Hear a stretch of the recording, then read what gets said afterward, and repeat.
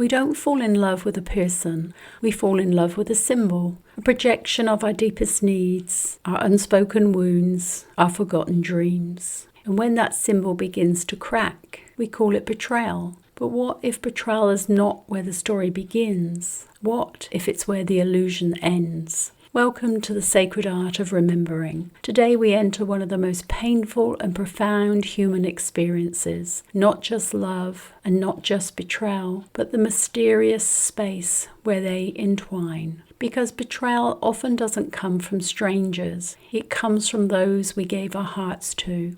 And deeper still, from the parts of ourselves we left unattended. In the beginning, love feels transcendent. We see the others as divine, but often we're not seeing them. What we're seeing is our unmet needs reflected back to us. We call it chemistry, but often what it is familiarity, the echo of childhood patterns, the shadow of longing masquerading as connection. And in that haze, we don't fall in love with a person. We fall in love with who we want them to be. This isn't to say that real love doesn't exist. It does. But real love cannot exist where projection lives. And projection is fragile because the moment the other shows their humanness, the moment they fail to meet the fantasy, we feel betrayed. But what's really been betrayed is our illusion. And sometimes we were the ones who created it. This is why so many relationships end up not with rage, but with silence, a slow detachment,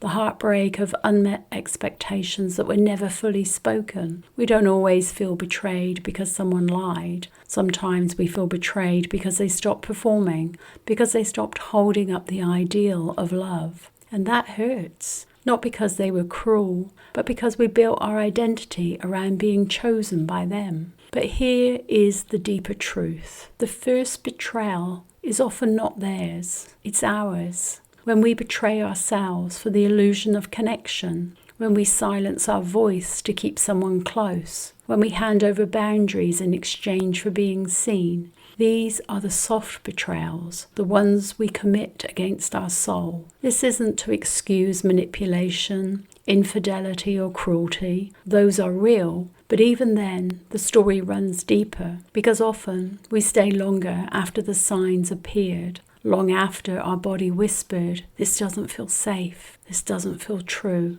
And believe me, I know that feeling. We betrayed ourselves every time we call our intuition overthinking, or every time we settle for words without action, every time we forgave without change. Betrayal doesn't begin with the affair. It begins in the moment we abandon ourselves for peace. It begins when we trade discernment for dependency, when we confuse loyalty with silence. And when the final act arrives, when they lie or leave or withdraw, we are left not only grieving their actions, but reckoning with all the ways we didn't listen to our own truth. Betrayal often emerges from shadow, not from malice, but from the parts of the person they haven't faced yet. We all have a shadow. We all have parts that are exiled. We carry stories we haven't reconciled, needs we hide, fears we mask as strength. And if those parts remain unconscious, they will show up in our relationships as withdrawal, avoidance, or control. Most betrayal isn't planned. It's inherited, it's patterned, it's unconscious. But that doesn't mean it's harmless, and that doesn't mean we stay. It means we heal, and healing starts not with fixing them, but with reclaiming ourselves. To heal from betrayal, we must grieve, not just the loss of them, but the parts of us we left behind for the relationship. We must ask, where did I ignore my knowing? Where did I give more than was ever asked of me? Where did I believe that my worth was tied to someone staying? These are not questions of blame. These are questions of return.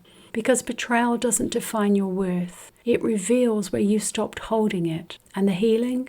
It's not found in revenge, not in begging for closure, not in waiting for apologies. The healing is found in the moment you say, I will never leave myself again. Yes, you may build walls after betrayal. That's natural. But don't let those walls become prisons. Let them be gates.